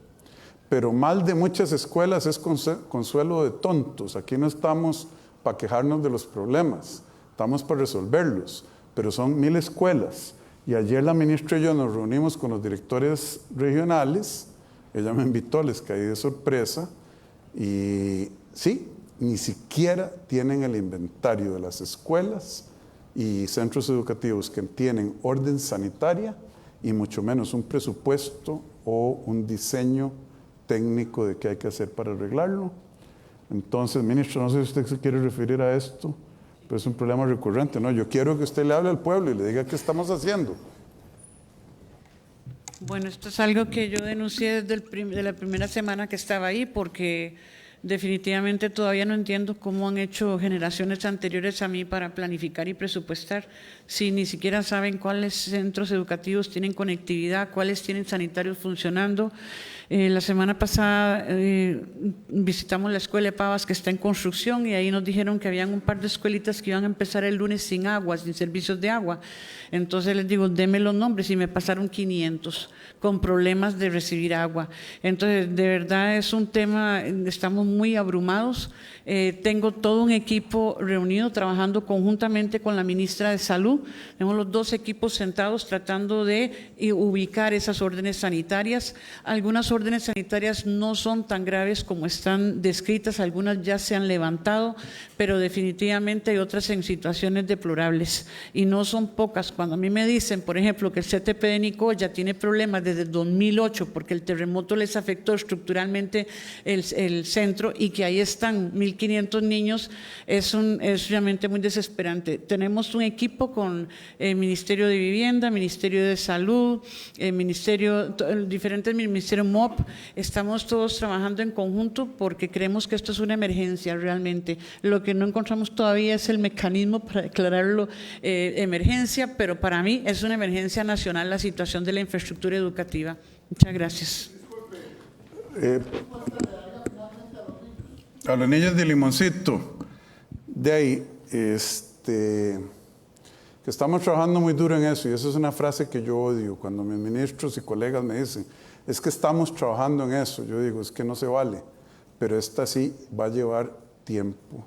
Tengan paciencia. Fíjese, por ejemplo, la legislación costarricense. Nosotros no tenemos la capacidad legal para declarar esto una emergencia y poder hacer el trabajo abreviado de compras públicas y reparaciones, porque la ley de emergencias dice que tiene que ser un evento fortuito, es decir, algo que uno no podía predecir. Y si nosotros metiéramos ese decreto, la Contraloría o quien sea, en toda razón dice, ¿cómo no lo podía predecir si tiene 40 años de estarse deteriorando la infraestructura educativa de este país? Y nadie dice nada. Y siguen los alquileres. Bueno, no puedo declarar una emergencia, aunque me gustaría. Entonces hay que seguir con los procesos, etcétera, porque no es un evento fortuito, es un evento inafortunado de incompetencia, negligencia y corrupción. Y eso no les va a aliviar a los niños de Limoncito la carga ni a los papás, pero es la realidad con la que estamos lidiando. Y tenga la certeza que lo que hizo la ministra con los alquileres es un gran paso hacia adelante en ese sentido, porque nos está liberando presupuesto. Gracias. Me gustaría poderle decir mañana con la varita mágica, no, eso no existe. Pero sí da mucha tristeza. Y algunos otros sentimientos, como indignación, y mejor me callo. Los que sigue, por favor. Continuamos con Mauricio Muñoz, del Mundo CR. Buenas tardes a todos, buenas tardes, presidente. ¿Presentaría el gobierno denuncias para investigar si existió algún delito de corrupción en el proceso del tren eléctrico del gobierno anterior? Esa, y voy a tirar una si la quieren contestar o no, se ha dicho que algunos ministros no quieren o se han negado a comparecer o no han comparecido ante los diputados. Me gustaría que nos aclaren, sobre todo la ministra de Salud, que la citaron directamente. Ahí hay dos preguntas, don Mauricio. Por más bien que usted me caiga, no se vale, ¿va? ¿Cuál quiere? ¿La de corrupción del tren eléctrico o la de las comparecencias? La primera, para que la conteste usted, la otra la pregunto después, gracias. Se la pregunta, pero fuera de la conferencia. Aquí tiene que ser parejito todo. Vea, sobre la corrupción del tren eléctrico, no tengo por qué referirme en estos momentos, no quiero referirme a eso. No se hicieron licitaciones públicas, gracias a Dios. No se otorgaron contratos. Lo que hay son más de 1.000 millones en estudios que los contrató otra entidad de manera directa y a pedido del gobierno. Entonces, en este momento no tenemos planeado llevar a la Fiscalía ese caso. Yo creo que la Fiscalía del Pueblo sabe lo que pasó y tal vez sea suficiente con eso, contrario a, por ejemplo, los alquileres, donde sí hay una obligación legal de denunciar lo que vemos como un acto ilícito y le corresponderá a los tribunales decidir si ese es el caso. Gracias. Continuamos con Alexander Méndez, de Diario Extra. Las buenas tardes, señor presidente, a usted, a los ministros y a los presentes. Tal vez la pregunta para don Jorge Torres o doña Marlene Luna, referente al tema de las llegadas y la bajada de los tiempos en los aeropuertos. Haga la pregunta para ver cuál la quiere contestar. Perfecto. Resulta ser que antes se estilaba desvestir un santo para poder vestir a otro. Se habló de que se iba a reforzar con 75 personas esta situación para bajar esos tiempos. Para nadie es un secreto que faltan oficiales en la Policía Profesional de Migración. Entonces me gustaría saber de dónde se van a tomar estas 75 personas donde normalmente se estila o se utiliza a los policías de migración. Y si esto va a requerir sacar de ese personal para trabajar ahí y cómo se van a rellenar los huecos, entonces ¿qué van a quedar? Gracias. Sobre la policía tenemos un déficit de, en este momento, 1,000 plazas. En seguridad pública nada más. En migración tenemos otro hueco. En la policía de fronteras tenemos otro déficit. Bueno, desafortunadamente la Magdalena no está para tafetanes, la situación es difícil y sí estamos tapando una olla con la otra, si es a eso a lo que usted se refiere. Sí, tenemos que hacer, como diría la señora de Purral, de tripas chorizo y hacer que el servicio se preste bien. Por eso le decimos a las personas que están diciendo que la convocatoria a la reserva de la policía es un acto para crear un ejército nacional y una dictadura, estén tranquilos, no se asusten con el cuero del tigre, pero estamos haciendo lo imposible para que con los recursos existentes demos el servicio. En específico, doña Marlene. Hemos detectado que en la institución habían alrededor de 36 plazas sin llenar de policías de migración. Nos abocamos a una labor titánica de poderlas llenar en menos de 2 meses. En ese proceso estamos. Tenemos que hacer algunas transformaciones internas, pero estamos corriendo.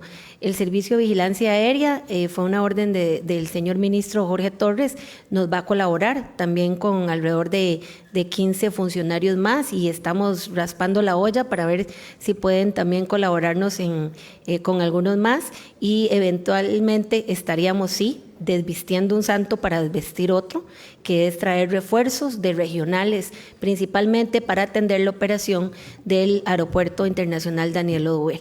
Entonces, como dice el señor presidente, esto es una urgencia país y hemos tenido que tomar mano de todo, pero la combinación de las 3 áreas es lo que le estaría dando solución inmediata, digamos, a la entrada de la temporada alta, que es lo que más nos inquieta, porque estamos muy altos los ingresos al país, estamos esperando un aumento significativo, nos llena de emoción, de preocupación y por eso nos estamos encargando. Ministro, usted me estaba mencionando que aquí hay unos visitantes muy distinguidos, porque no los... Sí, yo creo que a mi criterio es algo que nosotros en el país siempre nos ponemos fronteras para tener que hacer las cosas bien. Y hay veces que nosotros lo que hacemos es figurar por instituciones. En este momento aquí hay un montón de instituciones que no los presentamos, ¿verdad? O que doña Marlene quizás no los presentó, está ERIS, Hacienda, el MOB a través de aviación civil, que lo que hicimos fue sentarnos en una mesa y eliminar fronteras y hacer esto fácil. Esto no está tan complicado, simplemente es una actitud de pensar que el turismo es muy importante para nuestro país. Y dejé por fuera aquí el director de Vigilancia Aérea, que también él con mucha disposición, 15 plazas que tenía, y su personal que está ahí en toda. Y las aerolíneas también están, ¿verdad? Sí, las aerolíneas y... Es que, y entonces esto... Oricorp. Oricorp. Muchas gracias por venir. Y yo creo que eso es sencillo. Yo creo que no había nada tan complicado, sino de sentarnos en una misma mesa y articular. Claro, necesitamos mejorar, ampliar el personal, porque queremos que más turistas vengan al país, pero facilitémosle también esos procesos de entrada. Yo no me explico cómo... Es que uno no tiene que ser un genio para agarrar un proceso.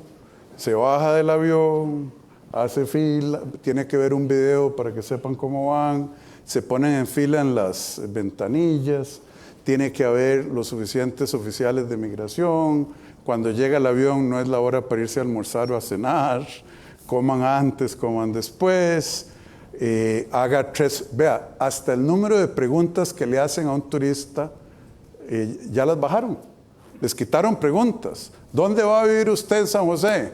Bueno, es que yo no voy para San José, voy para Liberia. Ah, bueno, ¿dónde va a vivir en Liberia? No, es que va a estar en 3 hoteles. Tarara. Cosas de ese tipo, es puro sentido común.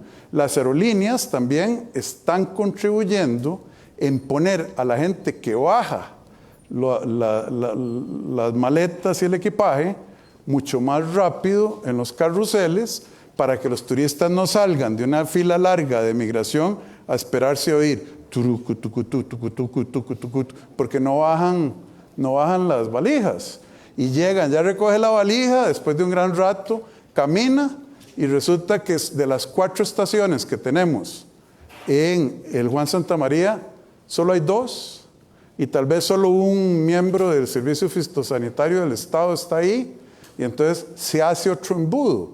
Lo que hicimos fue agarrar el proceso y manejarlo como Dios manda. En ese proceso, para contestarle la pregunta, ¿va a haber que reasignar gente? Sí, pero esa fue la decisión que había que tomar. Muchas gracias, ministro y señora viceministra. ¿Cómo estamos de tiempo? Me quedan 8 preguntas. Uy, Dios mío. Bueno. Continuamos con Ana María Navarro, La Voz de la Pampa. Sí, buenas tardes. Un saludo muy especial, señor presidente y gabinete. Me encanta este formato, que es una ventana abierta a través de CINAR, Canal 13, donde se brinda un rendimiento, una rendición de cuentas para el pueblo de Costa Rica. Represento a La Voz de la Pampa y el Sur-Sur, y quiero hacerle esta denuncia, señor presidente. Es sobre unos hechos muy graves que están pasando en los bancos del Estado, donde están saqueando las cuentas. Hace 3 días vaciaron una cuenta a una amiga mía, una suma muy alta en media hora. El sistema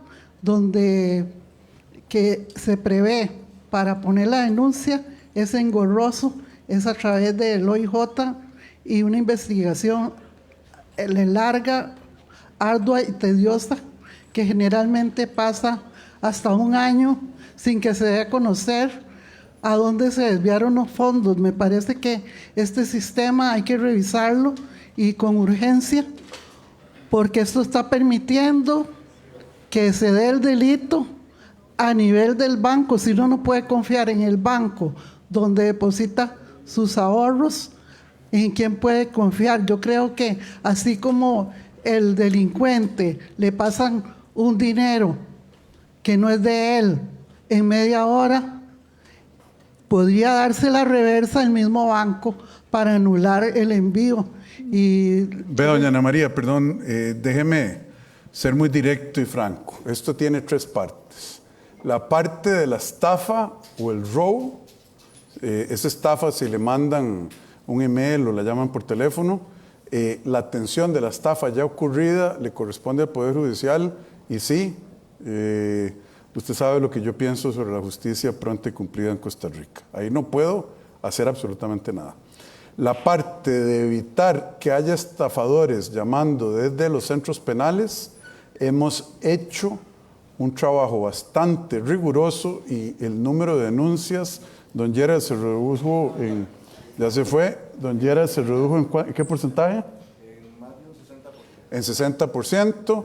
A don Gerald lo tienen amenazado de muerte por los decomisos de equipo de ahí. Entonces es la parte preventiva.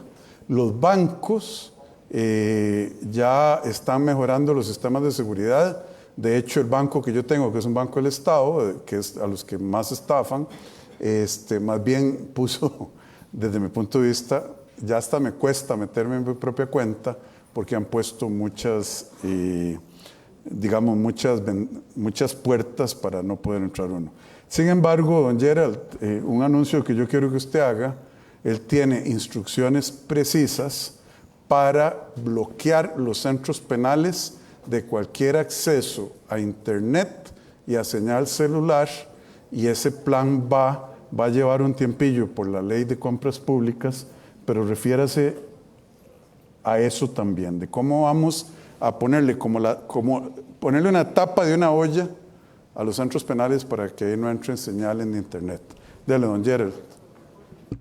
Bueno, buenas tardes a todos y todas. Tal y como lo dice el señor presidente, hemos venido trabajando con un equipo de trabajo que conoce la materia, que se ha aliado con otros países, con otras policías, y la idea es poner un sistema que en forma de sombrilla evite la señal celular, evite la señal por Wi-Fi y por cualquier otra línea abierta, inclusive teléfonos satelitales. No es fácil, no ha sido fácil, tuvimos que implementar operativos, ustedes han visto los resultados, de la mano con la estrategia de poder bloquear cada uno de los centros, tampoco es algo barato. Estamos consiguiendo el dinero para implementarlo, los recursos, los lugares y el personal, pero vamos por muy buen camino. En estos 2 meses de trabajo ya no solamente tenemos identificado el equipo que nos puede ayudar, sino los amigos, los colegas estratégicos para esta situación. Pero para complementarle a la señora, también desde el Consejo de Seguridad, que mañana tenemos una reunión donde incluimos al OIJ, vamos a estar trabajando, revisando todos esos tiempos por la responsabilidad que tiene el Estado de garantizarle al ciudadano esa posibilidad de una acción pronta, que es lo que nos está preocupando en los tiempos. Y mañana se ha convocado una reunión en ese sentido para hablar con los homólogos que hay en el Poder Judicial, pero también con los compañeros de nosotros, con Seguridad Pública, con el MISID y otros ministros encargados también de la materia, y poder de una manera conjunta seguir atacando algo que nos preocupa, que llevan estafas más de 1.500 millones de colones, y donde hemos podido con esta estrategia de gobierno, con la ayuda de los cuerpos policiales, pasar de más de 600, 700 denuncias por mes a menos de 300 denuncias. Y estamos preocupados todavía por estas personas ofendidas, y en esa línea vamos trabajando. ¿Y para cuándo el cierre celular y satelital y de Wi-Fi de los centros? Acuérdeme la fecha exacta. Estábamos en un promedio de 6 a 7 meses. Esperamos que nos llegue ya todo el insumo del gobierno amigo que nos está apoyando. Está bien, en 6 meses queremos que eso no esté. Murió ese problema. Eso es lo que queremos. Ok, lo enterramos. Acuérdense preguntarme en 6 meses, porque yo le llevo las cuentas por cobrar al señor ministro. 1. Y además lo felicito, ministro, porque ya redujo el número de denuncias en más del 60%, y por eso lo andamos cuidando mucho. Tenga...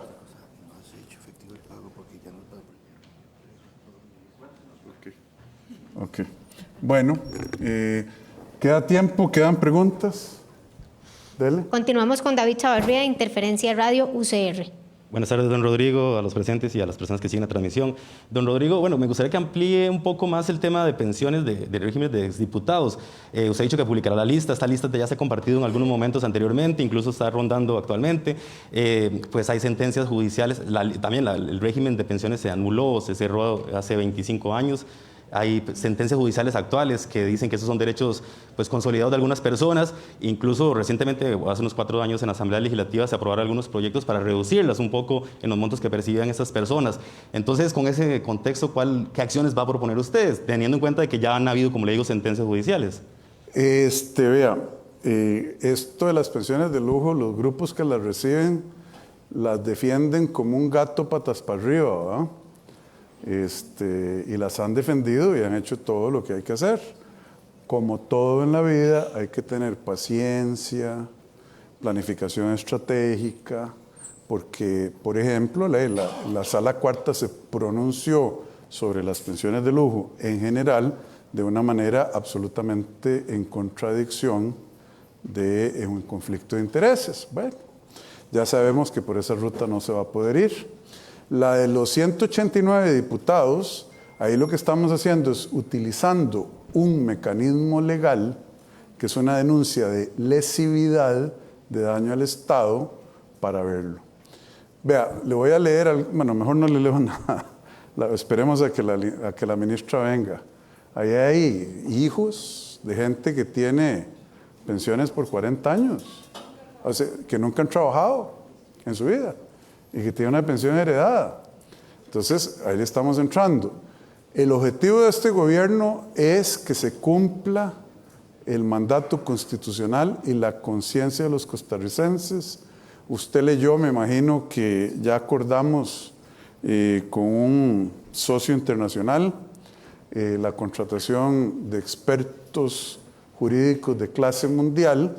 Ya tenemos una ruta, pero si yo la anuncio ahora, imagínense cómo se va a mover la gente para evitar que esa ruta se lleve adelante.